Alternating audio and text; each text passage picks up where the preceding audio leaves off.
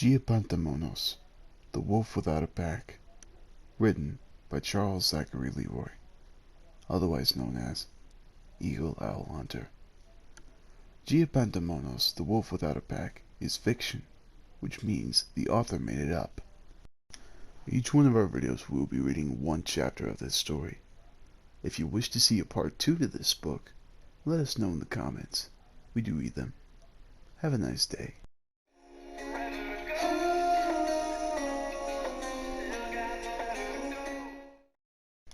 Chapter 1.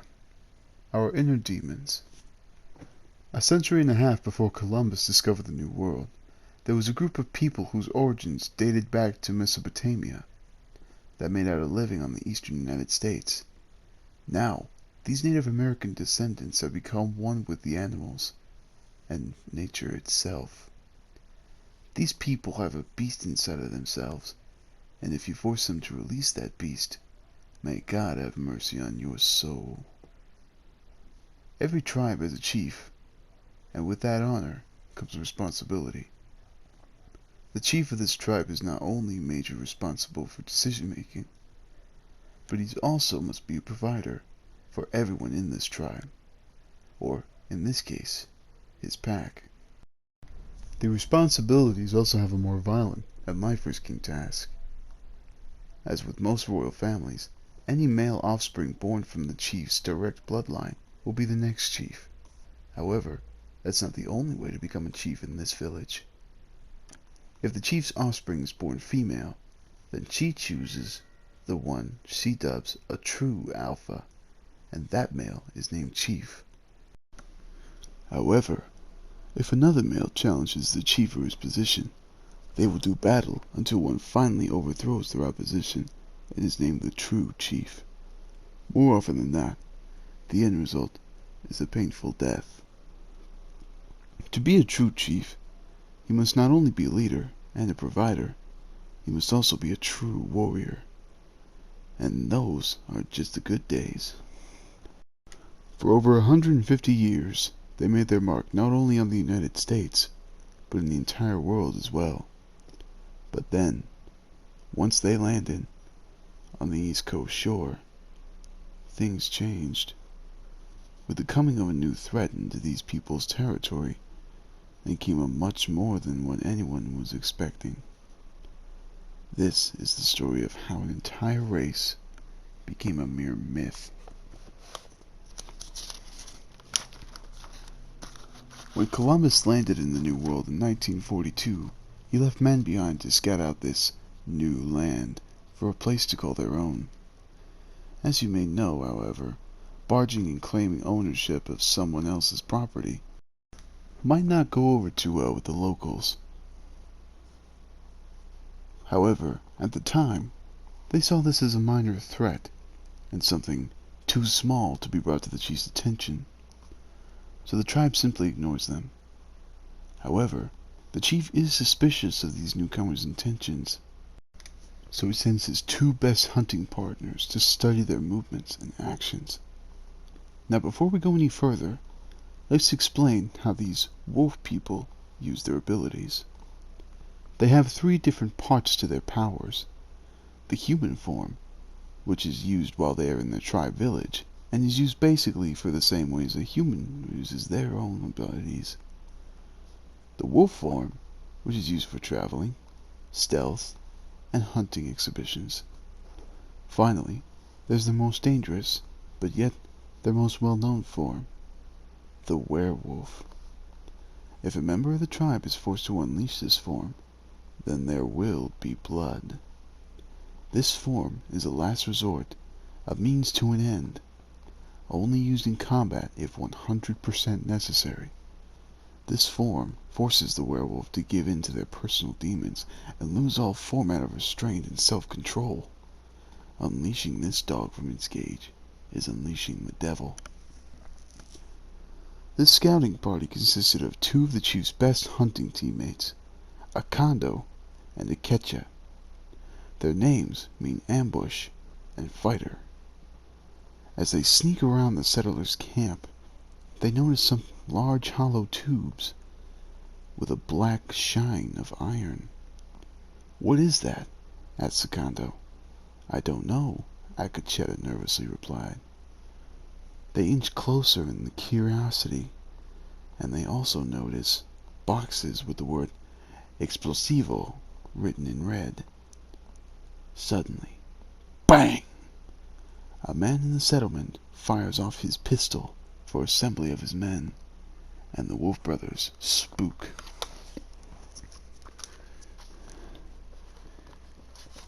Hearing noise in the brush, the general sends in 2 guards to investigate. As they come closer, the 2 Wolf brothers transform into their human form in a state of panic and to avoid any further suspicion.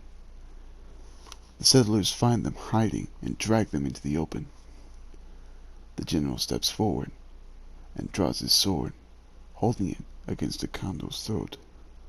"¿Por qué estás aquí?" he says with rage. "Why are you here?" The Wolf brothers can't understand the language, so they look at each other in fear and confusion. "Respóndome!" the general yells. "Answer me!"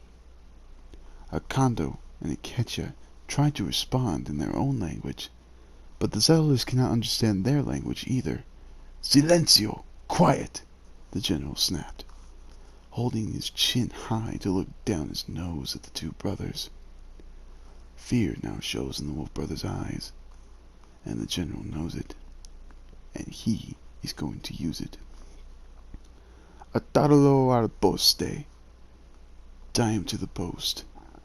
The guards grab Akando and drag him to the post. Akando is tied facing the large iron tube, and the guards begin to load it up. Akacheta begins screaming in terror and starts begging the settlers for mercy. Akando is trembling to escape the post, not wanting to unleash his beast within. Akacheta, however, cannot stop his beast from taking his mind and body. "Prepárate para disparar." Prepare to fire. The cannon is aimed for Akando's heart. The fuse is lit, and Akacheta cannot contain the beast any longer. "No!" The werewolf inside of him is unleashed, and everyone who sees this beast is frozen in a state of shock and fear. "Dispara a esta bestia!" Shoot that beast, the general screams. Guns are fired. Iron tubes breathe fire and metal. The guns are ineffective. They do no damage. Akacheta rushes for the iron tube, trying to save Akando.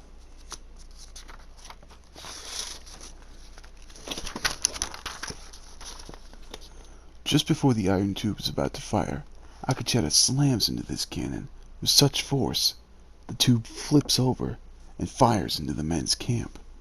A thunderous blast, screaming souls, and a raging beast. Akacheta goes on a rampage all over this camp, smashing tents, destroying resources, and killing men with relentless intent. Akando manages to free himself from his binds and tries to reach his brother to calm him down. These men see Akando is free. They rush him with orders to kill. Akando starts fighting for his life, but still, he refuses to unleash the beast within, while Akacheta runs wild, blood-drunk, and ripping off limbs and stomping in skulls. Akando countering sword swings with his own weapons and martial arts. Akacheta decimating soldiers and making grown men scream like little children. The general was only just able to get to his horse and flees the slaughter like a little coward with a yellow streak running down his back. Akando finally reaches Akacheta, but Akacheta only sees red.